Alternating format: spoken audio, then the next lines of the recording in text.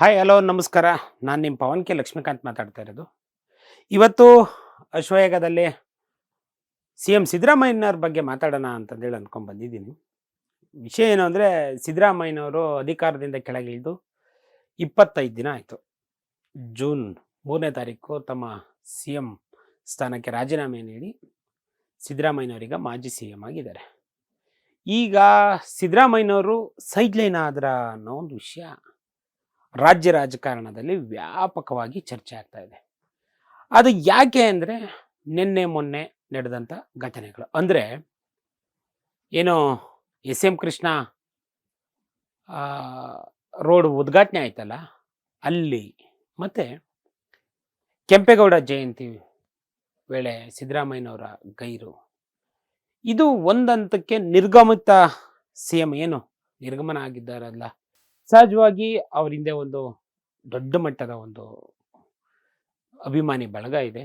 ತನ್ನದೇ ಆದಂಥ ಒಂದು ವಿಚಾರವನ್ನು ಮತ್ತು ತನ್ನದೇ ಆದ ಒಂದು ವ್ಯಕ್ತಿತ್ವದ ಜೊತೆ ರಾಜ್ಯ ರಾಜಕಾರಣದಲ್ಲಿ ಗುರುತಿಸ್ಕೊಂಡವರು. ಸಿ ಎಂ ಸಿದ್ದರಾಮಯ್ಯ ಏನು, ಸಿ ಎಂ ಸಿದ್ದರಾಮಯ್ಯ ಸೈಡ್ಲೈನ್ ಯಾಕಾದ್ರು, ಅಥವಾ ಸಿ ಎಂ ಸಿದ್ದರಾಮಯ್ಯನವ್ರನ್ನ ಯಾಕೆ ಸೈಡ್ಲೈನ್ ಮಾಡಲಾಗ್ತಾ ಇದೆ, ಅಥವಾ ಸಿ ಎಂ ಸಿದ್ದರಾಮಯ್ಯನವ್ರನ್ನ ನಿಜಕ್ಕೂ ಸೈಡ್ಲೈನ್ ಮಾಡೋಕ್ಕಾಗುತ್ತಾ, ಈ ಎಲ್ಲ ವಿಷಯದ ಬಗ್ಗೆ ಒಂದು 10 ನಿಮಿಷ ಚರ್ಚೆ ಮಾಡ್ತಾ ಹೋಗೋಣ. ಬನ್ನಿ ಹಾಗಾದರೆ ಸಿ ಎಂ ಸಿದ್ದರಾಮಯ್ಯನವ್ರ ಬಗ್ಗೆ ಮಾತಾಡ್ತಾ ಹೋಗೋಣ.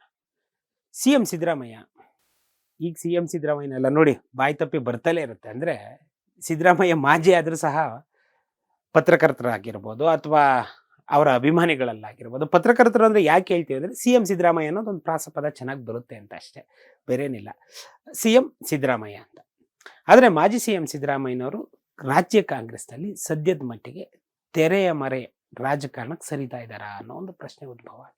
ಇದಕ್ಕೆ 2 ಉದಾಹರಣೆಗಳು. ಅಂದರೆ ಈಗ ಸುರೇಶ್ ಕುಮಾರ್ ಅವರು ತಮ್ಮ ಫೇಸ್ಬುಕ್ಕಲ್ಲೂ ಹಾಕ್ಕೊಂಡಿದ್ದಾರೆ ಮತ್ತು ಟ್ವಿಟರಲ್ಲೂ ಮಾಡಿದ್ದಾರೆ. ಏನು ಅಂದರೆ, ಅವರು ಏನು ಈ ಪ್ಯಾರಲರ್ ಕಾರಿಡಾರ್ ರೋಡು ಮಾಡಿದಾರಲ್ಲ, ಅಂದರೆ ನೈಸ್ ರಸ್ತೆಯನ್ನು ತಪ್ಪಿಸಿ ಯಾವುದು ಮೈಸೂರು ಭಾಗಕ್ಕೆ ಹೋಗೋಂಥ ಜನರಿಗೆ ಒಂದು ಅನುಕೂಲ ಆಗಲಿ ಅಂತಂದೇಳಿ 19 ಕಿಲೋಮೀಟ್ರು, ಐ ಥಿಂಕ್ 19 ಕಿಲೋಮೀಟ್ರ್ ಒಂದು ರೋಡ್ ಮಾಡಿದ್ದಾರೆ. ಈ ರೋಡು ನಿನ್ನೆ ಉದ್ಘಾಟನೆ ಆಯಿತು. ಕೆಂಪೇಗೌಡರು ಜಯಂತಿ, ನಾಡಪ್ರಭು, ಈ ಬೆಂಗಳೂರನ್ನು ಕಟ್ಟಿದಂಥ ಒಬ್ಬ ಮಹಾನ್ ನಾಯಕ ಕೆಂಪೇಗೌಡರು ಜನ್ಮ ದಿನೋತ್ಸವದಲ್ಲಿ ಇದನ್ನು ಉದ್ಘಾಟನೆ ಮಾಡಲಾಯಿತು. ಅದಕ್ಕೆ ಈ ಬೆಂಗಳೂರಿಗೆ ಏನು ಕೊಡುಗೆ ಕೊಟ್ಟಂಥ ಎಸ್ ಎಂ ಕೃಷ್ಣ ಅವ್ರಿಗೆ ಆ ರೋಡನ್ನು ಆ ರೋಡಿಗೆ ಹೆಸರು ನೀಡೋ ಮುಖಾಂತರ ಅವರ ಒಂದು ಕಾರ್ಯಕ್ಕೆ, ಯಾರು ಎಸ್ ಎಂ ಕೃಷ್ಣ ಅವರ ಒಂದು ಕಾರ್ಯಕ್ಕೆ ಒಂದು ಅನುಕೂಲ ಆಯಿತು. ಅದು ನಿನ್ನೆ ಏನು ಕೆಂಪೇಗೌಡ ಜಯಂತಿ ದಿನ ಆಗಿದ್ದು ಒಂದು ವಿಶೇಷ. ಇಲ್ಲಿ ಒಂದು ಸದ್ಯಕ್ಕೊಂದು ಫೋಟೋ ವೈರಲ್ ಆಗ್ತಾ ಇದೆ. ಏನು ಅಂದರೆ, ಅಖಿಲ ಭಾರತ ಕಾಂಗ್ರೆಸ್ ಸಮಿತಿಯ ಅಧ್ಯಕ್ಷರಾದಂಥ ಮಲ್ಲಿಕಾರ್ಜುನ್ ಖರ್ಗೆ ಮತ್ತು ಲೋಕಸಭೆಯ ವಿಪಕ್ಷ ನಾಯಕ ರಾಹುಲ್ ಗಾಂಧಿ,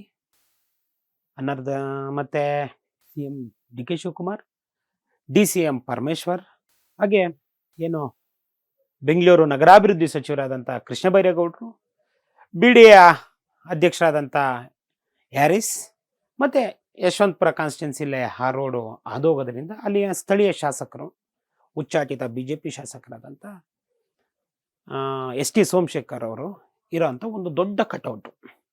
ಈ ಕಟೌಟು ಸದ್ಯಕ್ಕೆ ವೈರಲ್ ಆಗ್ತದೆ. ಇದರಲ್ಲಿ ಸಿದ್ದರಾಮಯ್ಯನವ್ರ ಫೋಟೋ ಇಲ್ಲ,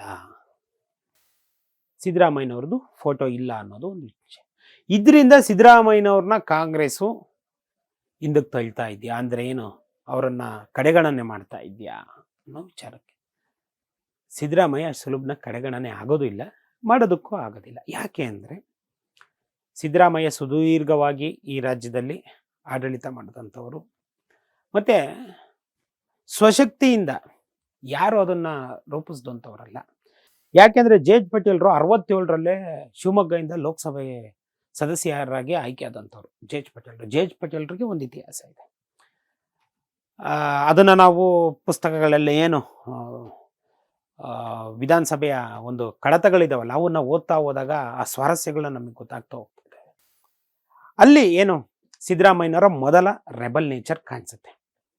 ಅಲ್ಲಿ ಯಾವಾಗ 96ರಲ್ಲಿ ಕಾಂಗ್ರೆಸ್ನ ಏನು ಎಸ್ ಎಂ ಕೃಷ್ಣ ಅವರ ಒಂದು ಬಿರುಗಾಳಿಗೆ ಜೆ ಡಿ ಎಸ್ ನೆಲ ಕಚ್ಚುತ್ತೆ. ಆಗ ಸಿದ್ದರಾಮಯ್ಯನವರು ಚಾಮುಂಡೇಶ್ವರಿಲಿ ಸೋತ್ಬಿಡ್ತಾರೆ. ಸೋತಾಗ ತಿರ್ಗಾ ಜನತಾದಳ ಇಬ್ಬಾಗ ಆಗುತ್ತೆ. ಜನತಾದಳ ಎಸ್ ಆಗುತ್ತೆ, ಜೆ ಡಿ ಯು ಒಂದಾಗುತ್ತೆ. ಜೆ ಡಿ ಎಸ್ ಅಲ್ಲಿ ದೇವೇಗೌಡರ ಜೊತೆ ಸಿದ್ದರಾಮಯ್ಯನವ್ರು ಬರ್ತಾರೆ. ಸಹಜವಾಗಿ ಒಂದು ಥರದ ಹಳ್ಳಿಗಾಡಿನ ಮನುಷ್ಯ ಯಾರು ಸಿದ್ದರಾಮಯ್ಯನವರು, ಒರಟುತನದ ಮನುಷ್ಯ. ಇದನ್ನೆಲ್ಲ ಯಾಕೆ ಹೇಳ್ತಾ ಇದ್ದೀನಿ ಅಂದರೆ, ಮುಂದೆ ಇದಕ್ಕೆ ಸೈಡ್ ಲೈನ್ ಮಾಡಿದ್ರ ಅನ್ನೋ ಪ್ರಶ್ನೆಗೆ ಒಂದು ಲಾಜಿಕ್ಕಾಗಿ ಒಂದು ಲಾಸ್ಟ್ಗೆ ಒಂದು ಉತ್ತರ ಸಿಗುತ್ತೆ ಇದನ್ನೆಲ್ಲ ಕೇಳಿದಾಗ. ಹಂಗೆ ಸಿದ್ದರಾಮಯ್ಯನವರು 2004ರಲ್ಲಿ ಪಕ್ಷ ಸಂಘಟನೆ ಮಾಡಿ JDSನ ಮೊದಲ ರಾಜ್ಯಾಧ್ಯಕ್ಷರಾಗ್ತಾರೆ. ಮೊದಲ ರಾಜ್ಯಾಧ್ಯಕ್ಷರಾಗಿ ಆ ಪಕ್ಷವನ್ನು 58 ಸೀಟ್ಗಳು ಕೇಳ್ತಾರೆ. ಹಳೆ ಮೈಸೂರು ಮತ್ತು ಉತ್ತರ ಕರ್ನಾಟಕ, ಕಲ್ಯಾಣ ಕರ್ನಾಟಕ, ಮಧ್ಯ ಕರ್ನಾಟಕ, ಕರಾವಳಿ ಕರ್ನಾಟಕ ಸೇರಿ 2004ರಲ್ಲಿ 58 ಸೀಟ್ ಗೆಲ್ತಾರೆ. ಆಗ ಕಾಂಗ್ರೆಸ್ ಹೈಕಮಾಂಡು ಮತ್ತು ದೇವೇಗೌಡರು ಒಪ್ಪಿತ ಮೇರೆಗೆ ಸಿದ್ದರಾಮಯ್ಯನಿಗೊಂದು ಅವಕಾಶ ಸಿಗಬೇಕಾಗಿರುತ್ತೆ. ಸಿದ್ದರಾಮಯ್ಯನವರು ಕೇಳ್ಕೊಂಡಿರ್ತಾರೆ, ನನಗೊಂದು ಅವಕಾಶ ಕೊಡಿ ಅಂತ. ಗೌಡ್ರು ರಾಜಕಾರಣ ಏನಿರುತ್ತೋ ಗೊತ್ತಿರಲ್ಲ, ಒಳಗೆ ಏನು ಲೆಕ್ಕಾಚಾರ ಹಾಕಿರ್ತಾರೆ ಏನೋ ಗೊತ್ತಿರಲ್ಲ. ಕೊನೆಗೆ ಅದು ಧರ್ಮಸಿಂಗ್ ಪಾಲಾಗುತ್ತೆ CM ಸ್ಥಾನ. ಮತ್ತೆ DCM ಆಗ್ತಾರೆ, ಮತ್ತೆ ಹಣಕಾಸು ಸಚಿವ. ತಿರುಗಿ ಮತ್ತಲ್ಲಿ ಶಾಸಕರನ್ನ ಹಣಕಾಸು ಸಚಿವರಾಗಿ ಮತ್ತೆ ಇಡ್ತದಲ್ಲಿ 2 ವರ್ಷ ಆಗುತ್ತೆ. 2006ರಲ್ಲಿ ಗೌರ್ಮೆಂಟ್ನ ಕುಮಾರಸ್ವಾಮಿ ಅವರು ಬೀಳಿಸ್ತಾರೆ. ಯಾವ ಕಾರಣ ಅನ್ನೋದು ಇವತ್ತಿನವರೆಗೂ ಕುಮಾರಸ್ವಾಮಿ ಅವರು ಹೇಳಿಲ್ಲ, ಇವರು ಹೇಳಿಲ್ಲ. ಸಿದ್ದರಾಮಯ್ಯ 2ನೇ ಬಾರಿಗೆ ರೆಬಲ್ ಆಗ್ತಾರೆ. 2ನೇ ಬಾರಿಗೆ ಮತ್ತೆ ರೆಬಲ್ ಆಗ್ತಾರೆ. ಅಂದರೆ ಅಹಿಂದ ಸಂಘಟನೆ ಮಾಡ್ಕೊಂಬರ್ತಾರಲ್ಲ ಸಿದ್ದರಾಮಯ್ಯ ಹುಬ್ಳಿಯಲ್ಲಿ 2006ರಲ್ಲಿ. ಆಗ ಅದಕ್ಕೆ ದೇವೇಗೌಡರವ್ರನ್ನ ವಿರೋಧಿಸಿ ಉಚ್ಚಾಟನೆ ಮಾಡಿರ್ತಾರೆ. ಉಚ್ಚಾಟನೆ ಮಾಡಿದಾಗ ಪಕ್ಷದಿಂದ ಹೊರಗೆ ಬಿದ್ದಿರ್ತಾರೆ. ಶಾಸಕ ಅಷ್ಟೇ ಅವರು. ಈಗ ಏನು ನಮ್ಮಲ್ಲಿ ಈಗ ST ಸೋಮಶೇಖರ್, ಶಿವರಾಮ್ ಹೆಬ್ಬಾರು, ಯತ್ನಾಳಿದಾರಲ್ಲ, ಹಂಗೆ ಆರ್ಡಿನರಿ ಶಾಸಕ ಆಗಿರ್ತಾರೆ. ಆದರೆ ಸಿದ್ದರಾಮಯ್ಯ ಅವರು ತಮ್ಮ ನೈತಿಕತೆಗೆ ಒಂದು ಪ್ರಶ್ನೆ ಮಾಡಿಕೊಂಡು, ನಾನು ಇಲ್ಲಿದ್ರೆ ಸರಿ ಹೋಗಲ್ಲ, ನಾನು ಉಚ್ಚಾಟಿತ ಶಾಸಕ ಅನ್ನಿಸ್ಕೊಳಕ್ಕೆ ನಾನು ರೆಡಿ ಇಲ್ಲ ಅಂತೇಳಿ ರಾಜೀನಾಮೆ ಕೊಟ್ಬಿಟ್ಟು ಬೈ ಎಲೆಕ್ಷನ್ಗೆ ಹೋಗ್ತಾರೆ. ಆಗ ಅದೊಂದು ರೆಬಲ್ಲು ಸಿದ್ದರಾಮಯ್ಯನವರ. ಏನಂದರೆ ಅವ್ರನ್ನೆಲ್ಲಿ ತೆರೆಮರೆಗೆ, ರಾಜಕಾರಣದ ತೆರೆಮರೆಗೆ ತಳ್ಳಲ್ಪಡುತ್ತೋ ಹಾಗೆಲ್ಲ ಸಿದ್ದರಾಮಯ್ಯನವ್ರು ಹೆಂಗೆ ಪುಟ್ಟಿದೆ ಅಂತ ಬಂದಿದ್ದಾರೆ ಅನ್ನೋದಕ್ಕೆ. ಸರಿನಾ? 2006ರಲ್ಲಿ ಚಾಮುಂಡೇಶ್ವರಲ್ಲಿ ನಿಂತ್ಕೋತಾರೆ. ಜಾಸ್ತಿ ಅಲ್ಲ, 257 ಓಟಿಂದ ಅಷ್ಟೇ ಗೆದ್ದು ಬರೋದು ಸಿದ್ದರಾಮಯ್ಯನವರು. ವಿಧಾನಸಭೆ ಪ್ರವೇಶ ಮಾಡ್ತಾರೆ ಕಾಂಗ್ರೆಸ್ಸಿಂದ. 3 ವರ್ಷ ಸೈಲೆಂಟ್ ಆಗಿರ್ತಾರೆ. 2006, 2007, 2008. 2008ರಲ್ಲಿ ಎಲೆಕ್ಷನ್ ಆಗುತ್ತೆ. ಕಾಂಗ್ರೆಸ್ಸು ವಿಪಕ್ಷ ಸ್ಥಾನಕ್ಕೆ ಕೂರುತ್ತೆ. BJP ಅಧಿಕಾರಕ್ಕೆ ಬರುತ್ತೆ. ಸಿದ್ದರಾಮಯ್ಯನವರು ಅವಾಗ ಹೋಗ್ತಾರೆ ಡೆಲ್ಲಿಗೆ. ಆಗ ಅವರು ಹೈಕಮಾಂಡ್ ಜೊತೆ ಹೋಗಿ ಒಂದು ಮಾತುಕತೆ ಆಡ್ತಾರೆ. ನನಗೆ ರಾಜ್ಯ ನಾಯಕತ್ವದ ಅವಶ್ಯಕತೆ ಇದೆ, ನನಗೆ ಕೊಡಿ, 2013ಕ್ಕೆ ನಾನು ಗೌರ್ಮೆಂಟ್ ತರ್ತೇನೆ. ಆಗ ಅವ್ರಿಗೆ ಅದಕ್ಕೆ ವಿಪಕ್ಷ ನಾಯಕನಾಗಿ 2009ರಲ್ಲಿ ವಿಪಕ್ಷ ನಾಯಕ ಸ್ಥಾನವನ್ನು ಅವ್ರಿಗೆ ಕೊಡಲಾಗ್ತದೆ. ಖರ್ಗೆ ಅವರು ಕೇಂದ್ರಕ್ಕೆ ಹೋಗ್ತಾರೆ. ನೋಡಿ, ಅಲ್ಲಿವರೆಗೂ ಸಿದ್ದರಾಮಯ್ಯ ವಿಪಕ್ಷ ನಾಯಕ ಆಗೇ ಇರಲಿಲ್ಲ. ಅಲ್ಲಿವರೆಗೂ 2009ರಿಂದ ವಿಪಕ್ಷ ನಾಯಕ ಆಗ್ತಾರೆ. ಅವ್ರು ಯಾವ ಮಟ್ಟಕ್ಕೆ ಗಟ್ಟಿತನದ ಮನುಷ್ಯ ಅಂದರೆ ಸಿದ್ದರಾಮಯ್ಯನವರು, ಜನರಿಗೋಸ್ಕರ ಸಾಮಾಜಿಕ ನ್ಯಾಯ, ಅಂಬೇಡ್ಕರ್ ಸಿದ್ಧಾಂತ, ಏನು ಸಂವಿಧಾನವೇ ನನ್ನ ಸಿದ್ಧಾಂತ, ಅದು ನನ್ನ ಉಸಿರು ಅಂತ ಹೇಳ್ಕೊಂಡು ಬೇಗ ಬಡವ್ರನ್ನ ರೀಚ್ ಆದಂಥವ್ರು. ಅಲ್ಲಿ ಅವ್ರ ಅಧಿಕಾರ ಹೆಂಗೆ ಗಿಟ್ಟಿಸ್ಕೊಂಡ್ರು 2013ರಲ್ಲಿ. ಪರಮೇಶ್ವರ್ ಸೋತರು. ಏನು MLC ಆಗಿಲ್ವಾ ಮಿನಿಸ್ಟರ್ ಈ ರಾಜ್ಯದಲ್ಲಿ? ಸದಾನಂದ ಗೌಡರು ಆಗಿದ್ರಲ್ಲ 2011ರಲ್ಲಿ MLC ಆಗಿ ಅವರು CM ಆಗಿದ್ದು ಸದಾನಂದ ಗೌಡರು. ಆಗ ಅವಕಾಶ ಇತ್ತು. ಬಟ್ ಶಾಸಕರು ನನ್ನ ಪರ ಇದ್ದಾರೆ ಅನ್ನೋದು ಎಲ್ಲ ಅವ್ರು ತೋರಿಸ್ಕೊಟ್ಟವರು. ಅದಾದಮೇಲೆ 5 ವರ್ಷ ಅಧಿಕಾರ ನಡೆಸಿದ್ರು. ತಿರುಗಿ 2018ರಲ್ಲಿ ಆಯಿತು. ಆಗ ಕುಮಾರಸ್ವಾಮಿ ಅವರಾಯಿದ್ರು. ಅದಾದಮೇಲೆ ಗೌರ್ಮೆಂಟ್ ಬಿದ್ದು ಈಗೆಲ್ಲ ವಿಸ್ತೃತವಾಗಿ ಚರ್ಚೆ ಮಾಡ್ತಾ ಬಂದಾಗ ಸಿದ್ದರಾಮಯ್ಯ ಈಗೆಲ್ಲ ಆಲ್ಮೋಸ್ಟ್ ಆಲ್ 1983ರಿಂದ ಇಲ್ಲಿವರೆಗೂ ಎಲ್ಲರಿಗೂ ಪ್ರಸ್ತುತ ರಾಜಕಾರಣ ಗೊತ್ತಿದೆ. 2004ರ ನಂತರ ಕಾಂಗ್ರೆಸ್ಗೆ ನಿಚ್ಚಳವಾದ ನಾಯಕತ್ವ ಇರಲಿಲ್ಲ. ನಿಚ್ಚಳವಾದ ನಾಯಕತ್ವ ಅಂದರೆ ಏನು? ಖರ್ಗೆ ಅವರು ಇದ್ರಲ್ವಾ, DK ಶಿವಕುಮಾರ್ ಇರಲಿಲ್ವಾ, ಇವರೆಲ್ಲ ಇದ್ರು. ಇನ್ನು DK ಶಿವಕುಮಾರ್ ಅವತ್ತಿಗೆ ಇನ್ನೂ ನಾಯಕ ಯುವ ನಾಯಕ ಅನ್ನಿಸ್ಕೊಂಡಿದ್ರು. Kharge is a senior most ಇದ್ರು. ಮತ್ತು 2008ರಲ್ಲಿ ಇವರು ಯಾರು ಧರ್ಮಸಿಂಗ್ ಸೋತಿದ್ರು. ಹಾಗಾಗಿ ನಾಯಕತ್ವ ಇರಲಿಲ್ಲ. ಮತ್ತು ಇನ್ನೊಂದು ಇವರು ಯಾರು SM ಕೃಷ್ಣ ಅವರು ಕೇಂದ್ರ ಕೋರ್ಟ್ ಹೋಗ್ಬಿಟ್ಟಿದ್ರು. ನಾಯಕತ್ವ ಇರಲಿಲ್ಲ ಕಾಂಗ್ರೆಸ್ಗೆ. ಯುವ ನಾಯಕತ್ವ ಇತ್ತು. ಯಾರು? MB ಪಾಟೀಲ್ ಆಗಿರ್ಬೋದು.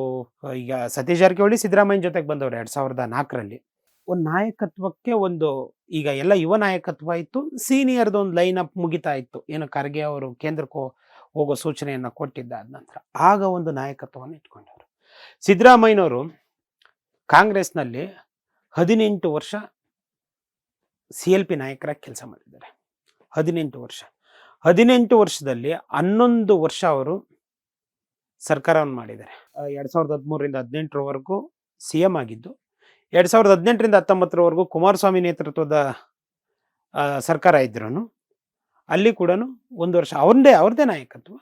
CLP ಲೀಡರ್ ಅವರೇ ಇದ್ದರು. DCM ಆಗಿ ಪರಮೇಶ್ವರ್ ಇದ್ದರೂ ಕೂಡ CLP ನಾಯಕತ್ವ ಇದ್ದಿದ್ದು ಸಿದ್ದರಾಮಯ್ಯನವ್ರ ಹತ್ರನೇ. ಅದಾದ್ಮೇಲೆ ಈಗ 23ರಲ್ಲಿ ಈಗ ಹಂಗ್ ಲೆಕ್ಕ ಹಾಕಿದ್ರೆ 16 ವರ್ಷ ಸಿದ್ದರಾಮಯ್ಯನವ್ರ ಹತ್ರ CLP ನಾಯಕತ್ವ ಇದೆ. ಅಂದ್ರೆ 2009ರಿಂದ ಇಲ್ಲಿವರೆಗೂ ಏನು ಈ ಸುದೀರ್ಘ ರಾಜಕಾರಣ ಕಂಡಿದ್ದಾರಲ್ಲ, ಈ ಸುದೀರ್ಘ ರಾಜಕಾರಣದಲ್ಲಿ ಸಿದ್ದರಾಮಯ್ಯ ಶಾಸಕರನ್ನ ಇಟ್ಕೊಳ್ಳೋದಲ್ದೇನೆ ಒಂದು ಮಾರ್ಚ್ ಫೋರ್ಸ್ನ ತಂದುಕೊಟ್ರು. ಅಹಿಂದ ಅನ್ನೋ ಸಂಘಟನೆ ಉಟ್ಕೊಂಡಿದ್ದು ಎಲ್ಲಿ ಗೊತ್ತಾ? ಅವ್ರು JDS ಅಲ್ಲಿದ್ದಾಗ ಜಾಲಪ್ನವರು, ರಾಚಯ್ಯನವರು ಇವರೆಲ್ಲ ಕಟ್ಟಿದ್ದಂಥದ್ದು ಯಾವುದು ಅಹಿಂದ ವೇದಿಕೆ ಸಿದ್ದರಾಮಯ್ಯನವ್ರಿಗೆ ಅಧಿಕಾರ ತಂದು ಕಟ್ಟಿದ್ದಲ್ದೇನೆ ಅವ್ರಿಗೆ ದೊಡ್ಡ ಮಟ್ಟದ ಒಂದು ಅಹಿಂದ ರಾಮಾಯಣ ಅನ್ನೋ ಒಂದು ಕೀರ್ತಿಯನ್ನು ತಂದು ಕೊಡ್ತು.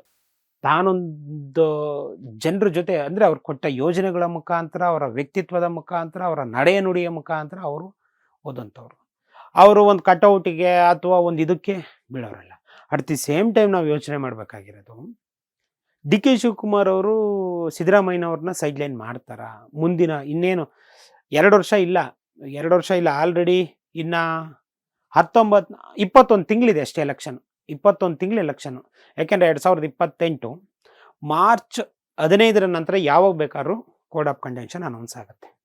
ಹಾಗಾಗಿ 2028 ಚುನಾವಣೆಗೆ ಸಿದ್ದರಾಮಯ್ಯ ಅವಶ್ಯಕತೆ ಇದೆ. ಯಾಕೆ ಅಂದರೆ ಅಹಿಂದ ನಾಯಕತ್ವ ಮತ್ತು ಏನು ಈ ಸಾಮಾಜಿಕ ನ್ಯಾಯ ಇಟ್ಕೊಂಡು ವೈಚಾರಿಕ ನೆಲೆಗಟ್ಟಿನಲ್ಲಿ ಸಂವಿಧಾನವನ್ನು ದೇವರನ್ಕೊಂಡು, ಅಂಬೇಡ್ಕರ್ನ ದೇವರನ್ಕೊಂಡು ಸಂವಿಧಾನವನ್ನು ಇದನ್ನು ಮಾಡಿಕೊಂಡು ಬಂದಂಥ ವ್ಯಕ್ತಿ ಸಿದ್ದರಾಮಯ್ಯನಿಂದ ದೊಡ್ಡ ಮಟ್ಟದ ಒಂದು ಫೋರ್ಸ್ ಇದೆ. ಅದನ್ನು ಅಲ್ಲಗೆಳೆಯಲ್ಲ ಯಾರನ್ನು. ಅದು DK ಶಿವಕುಮಾರ್ಗೂ ಗೊತ್ತು. ಒಂದು ಕಟೌಟ್ರು ಹಾಕಿಲ್ಲದೆ ಇರೋದು ಇವತ್ತು BJPಯವರು ಇಶ್ಯೂ ಮಾಡ್ಕೊಂಡಿದ್ದಾರೆ. ಯಾರು? ಎಕ್ಸ್ಪೆಷಲಿ ಸುರೇಶ್ ಕುಮಾರ್ ಅವರು ಹಾಕಿದ್ದಾರೆ. 2021 ಜೂನ್ 21ನೇ ತಾರೀಕು ಏನೋ ಯಡಿಯೂರಪ್ಪನ ರಾಜೀನಾಮೆ ಕೊಟ್ರಲ್ಲ, ಅವತ್ತು ಇದನ್ನು ಇವ್ರು ನೆನಪಿಸ್ಕೋಬೇಕು. ಯಾರು? ಸುರೇಶ್ ಕುಮಾರ್ ಅವರು. ಅವತ್ತಿಗೆ ಅವ್ರು ಹೆಂಗೆ ಮಾಡಿದ್ರು? ಯಾಕೆಂದರೆ ನೀವು ರಾಜಕಾರಣಕ್ಕೆ ಏನನ್ನ ಮಾಡ್ಕೊಳ್ಳಿ, ಆದರೆ ಒಡಕು ಉಂಟಾಗುತ್ತಲ್ಲ, ಅದನ್ನು ಯಾರೂ ಒಪ್ಕೊಳ್ಳಲ್ಲ ಅಂತ. ಈಗ ಪರ ವಿರೋಧಗಳ ಚರ್ಚೆಯನ್ನು ನಿಮಗೆ ಬಿಟ್ಟಿದ್ದು ಅಷ್ಟೇ. ಆದರೆ ಸಿದ್ದರಾಮಯ್ಯನವ್ರನ್ನ ಮುಂದುವರಿಸ್ಕೊಂಡು ಸಿದ್ದರಾಮಯ್ಯ ಮತ್ತು DK ಶಿವಕುಮಾರ್ ಅವರ ನೇತೃತ್ವದಲ್ಲಿ 2028 ಚುನಾವಣೆ ಆಗುತ್ತೆ ಅನ್ನೋದು ಎಲ್ಲರಿಗೂ ಮೇಲ್ನೋಟಕ್ಕೆ ಗೊತ್ತಿರೋಂಥ ವಿಚಾರ. ಇದ್ರ ಮುಂದೆ ರಾಜಕಾರಣ ನಿಂತಿರಲ್ಲ. ಈಗ ಸಿದ್ದರಾಮಯ್ಯನವ್ರನ್ನ ಸೈಡ್ಲೈನ್ ಮಾಡೋ ಉದ್ದೇಶ ಆಗಲಿ, ಅಕಸ್ಮಾತ್ ಏನಾದರೂ ಮಾಡ್ತಾ ಇದ್ದರೆ ಅದು DK ಶಿವಕುಮಾರ್ ಅವರು ಅರ್ಥ ಮಾಡ್ಕೋಬೇಕು ಮತ್ತು ಮುಂದಿನ ದಿನಗಳಲ್ಲಿ ಅದನ್ನು ತಿದ್ದುಕೊಂಡು ಹೋಗೋಂಥ ಕೆಲಸ ಮಾಡಬೇಕು. ಯಾಕೆ ಅಂದರೆ ಈ ವಿಷಯದಲ್ಲಿ ಈಗ ಏನು ನಿನ್ನೆ ಕೆಂಪೇಗೌಡರು ಜಯಂತಿ ಆಯ್ತಲ್ಲ, ಕೆಂಪೇಗೌಡರ ಜಯಂತಿಯನ್ನು ಮೊದಲ ಬಾರಿಗೆ ಈ ರಾಜ್ಯದಲ್ಲಿ ಸಾಕಷ್ಟು ಜನ ನಾಯಕರು ಇದ್ದರು, CMಗಳಾಗಿದ್ದರು, ಮಾಡ್ಬೋದಿತ್ತು. ಆದರೆ ಕೆಂಪೇಗೌಡರ ಜಯಂತಿಯನ್ನು ಮಾಡಿದ ಕೀರ್ತಿ ಸಿದ್ದರಾಮಯ್ಯನವ್ರಿಗೆ ಸಲ್ಲತ್ತೆ. ಕೆಂಪೇಗೌಡರು ಒಬ್ಬರದೇ ಅಲ್ಲ, 21 ಹಿಸ್ಟಾರಿಕಲ್ ಲೀಡರ್ಸ್ಗಳನ್ನ, ಯಾರು? ಮಡವಾಳ್ ಮಾಚಯ್ಯ ಆಗಿರ್ಬೋದು, ಬಸವಣ್ಣ ಆಗಿರ್ಬೋದು, ಕೆಂಪೇಗೌಡರು ಆಗಿರ್ಬೋದು, ಇಂಥವ್ರ ಮತ್ತು ಸೇವಾಲಾಲ್ ಆಗಿರ್ಬೋದು, ಇಂಥವ್ರ ಜಯಂತಿ ಏನು ಹಿಸ್ಟಾರಿಕಲ್ ವ್ಯಕ್ತಿಗಳಿದಾರಲ್ಲ, ಲೀಡರ್ಗಳಿದಾರಲ್ಲ, ಅವರ ಜಯಂತಿಯನ್ನು ಮಾಡ್ಕೊಬಂದಿದ್ದು ಸಿದ್ದರಾಮಯ್ಯ. ಅಟ್ಲೀಸ್ಟ್ ಒಂದು ಕಟೌಟ್ ಹಾಕಿದರೆ ಇಷ್ಟೆಲ್ಲ ರದ್ದಂತ ಆಗ್ತಿರ್ಲಿಲ್ವೇನೋ? ಅವ್ರನ್ನ ನಂಬ್ಕೊಂಡು 10 ಜಾತಿಗಳು, 1000 ಜನ ಅಭಿಮಾನಿಗಳು, ಲಕ್ಷಾಂತರ ಜನ ಅಭಿಮಾನಿಗಳು ಅವರಿಂದಿದ್ದಾರೆ. ಅದಕ್ಕೆ ಬೆಸ್ಟ್ ಎಕ್ಸಾಂಪಲ್ ದಾವಣಗೆರೆ ಸಿದ್ದರಾಮೋತ್ಸವ ನೋಡಿದ್ರೆ ನಮ್ಗದು ಗೊತ್ತಾಗುತ್ತೆ. ಈ ಎಲ್ಲ ಕನ್ಕ್ಲೂಷನ್, ಈ ಎಲ್ಲ ವಿಷಯಗಳನ್ನು ನಾನು ಮಾತಾಡಿದ ಉದ್ದೇಶ ಇಷ್ಟೇ. ಸಿದ್ದರಾಮಯ್ಯ ಅಷ್ಟು ಸುಲಭನಾಗಿ ಯಾರೂ ಕೂಡ ಸೈಡ್ಲೈನ್ ಮಾಡೋಕ್ಕಾಗೋದಿಲ್ಲ. ಸಿದ್ದರಾಮಯ್ಯನಿಗೊಂದು ಸ್ಟ್ರೆಚರ್ ಇದೆ, ಅಂದರೆ ಒಂದು ವ್ಯಕ್ತಿತ್ವ ಇದೆ ಸಿದ್ದರಾಮಯ್ಯನವ್ರಿಗೆ. ಅವರು ತಂದೆ ಆದಂಥ ಒಂದು ದಾರಿಲಿ ನಡ್ಕೊಂಡ್ಬಂದಿದ್ದಾರೆ ಅವರು. ಹಾಗಾಗಿ ಮತ್ತು ಈ ಏನಾಗುತ್ತೆ ಗೊತ್ತಾ, ವ್ಯಕ್ತಿತ್ವಗಳನ್ನು ಕಟ್ಟೋದು ಬೇರೆ ಇರುತ್ತೆ, ವ್ಯಕ್ತಿತ್ವಗಳನ್ನು ಸೃಷ್ಟಿಸ್ಕೊಳ್ಳೋದು ಬೇರೆ ಇರುತ್ತೆ. ತಾನಾಗಿ ವ್ಯಕ್ತಿಯಾಗಿ ಎಮರ್ಜ್ ಆಗೋದು ಬೇರೆ ಥರ ಇರುತ್ತೆ. ಕಪೋಕಲ್ಪಿತವಾಗಿ ವ್ಯಕ್ತಿತ್ವವನ್ನು ರೂಪಿಸೋದು ಬೇರೆ ಥರ ಇರುತ್ತೆ. ಕಪೋಕಲ್ಪಿತವಾಗಿ ವ್ಯಕ್ತಿತ್ವ ರೂಪಿಸೋದು ಹೆಂಗೆ ಅಂದರೆ, ಅವ್ನು ಗ್ರೇಟ್ ಅಂತಂದೇಳಿ ಕಪೋಕಲ್ಪಿತವಾಗಿ ವ್ಯಕ್ತಿತ್ವ ಕಟ್ಟೋದಿದೆಯಲ್ಲ, ಅದು ಅದೊಂದು ವ್ಯಕ್ತಿತ್ವ ಆಗುತ್ತೆ. ಅದು ಹೇಗೆ ಅಂದರೆ ನೀರಿನ ಮೇಲೆ ಗುಳ್ಳೆ ಇದ್ದಂಗೆ. ಎಷ್ಟೇ ಟ್ರೈ ಮಾಡಿದ್ರೂ ಆ ಗುಳ್ಳೆ ಒಡೆದೋಗುತ್ತದು. ತಿರುಗಿ ಮತ್ತೆ ಆ ಗುಳ್ಳೆನ ಬರಂಗ್ ಮಾಡೋದು. ಆದರೆ ತಾನಾಗಿ ಸೃಷ್ಟಿಸ್ಕೊಂಡಿದ್ದು ಅಂದರೆ ತನ್ನ ಹೋರಾಟದ ಮೂಲಕ, ತನ್ನ ರಾಜಕೀಯದ ಅಸ್ತಿತ್ವದ ಮೂಲಕ, ತನ್ನ ನಡೆನುಡಿ ಮುಖಾಂತರ, ತನ್ನ ಬದ್ಧತೆಯ ಮುಖಾಂತರ, ತನ್ನ ವೈಚಾರಿಕ ನೆಲೆಗಟ್ಟಿನ ಮುಖಾಂತರ ಕಟ್ಕೊಂಬಂದಿರೋ ವ್ಯಕ್ತಿತ್ವ ಇರುತ್ತಲ್ಲ, ಅದು ರಕ್ತಗತವಾಗಿ ಮತ್ತು ಸೊಗಡಿನ ಆಧಾರದ ಮೇಲೆ ಆ ವ್ಯಕ್ತಿತ್ವ ಕುತ್ಕೊಂಡ್ಬಿಡುತ್ತದು. ಹಂಗಾಗಿ ಕಾಂಗ್ರೆಸ್ ಪಕ್ಷ ಆಗಿರ್ಬೋದು, CM ಡಿ ಕೆ ಶಿವಕುಮಾರ್ ಆಗಿರ್ಬೋದು, ಬಿ ಕೆ ಹರಿಪ್ರಸಾದ್ ಆಗಿರ್ಬೋದು, ಅಷ್ಟು ಸುಲಭನಾಗಿ ಸಿದ್ದರಾಮಯ್ಯನವ್ರನ್ನ ಸೈಡ್ಲೈನ್ ಮಾಡಲ್ಲ. ಸಿದ್ದರಾಮಯ್ಯನವರ ನಾಯಕತ್ವ ಅಥವಾ ಸಿದ್ದರಾಮಯ್ಯನವರ ಒಂದು ಮುಂದಾಳತ್ವ ಕಾಂಗ್ರೆಸ್ಗೆ 2028 ಮತ್ತು 29ಕ್ಕೆ ಅವಶ್ಯಕ ಅನ್ನೋದಂತೂ ಅವರ ತಲೆಯಲ್ಲಿದೆ. ಹಾಗಾಗಿ ಸಹಜವಾಗಿ ರಾಜಕಾರಣ ಅಂದಾಗ ಸ್ಪ್ಲಿಟೆಡ್ ಮೈಂಡ್ಸೆಟ್ನ ಕ್ರಿಯೇಟ್ ಮಾಡೋದು ಸಹಜ. ಅದನ್ನು ಮುಂದಿನ ದಿನಗಳಲ್ಲಿ CM ಡಿ ಕೆ ಶಿವಕುಮಾರ್ ಆಗಿರ್ಬೋದು ಅಥವಾ KPCC ಅಧ್ಯಕ್ಷರಾದಂಥ ಬಿ ಕೆ ಹರಿಪ್ರಸಾದ್ ಅವರು ಆದಂಥವರು ತಿದ್ಕೋತಾರೆ, ಸರಿ ಮಾಡ್ತಾರೆ ಅಂತಂದು ಹೇಳ್ಬೋದು. ಅಶ್ವವೇಗ ನ್ಯೂಸ್ನ ನೋಡ್ತಾ ಇರಿ, ಶೇರ್ ಮಾಡಿ, ಲೈಕ್ ಮಾಡಿ, ಫಾಲೋ ಮಾಡಿ. ನಮಸ್ತೆ.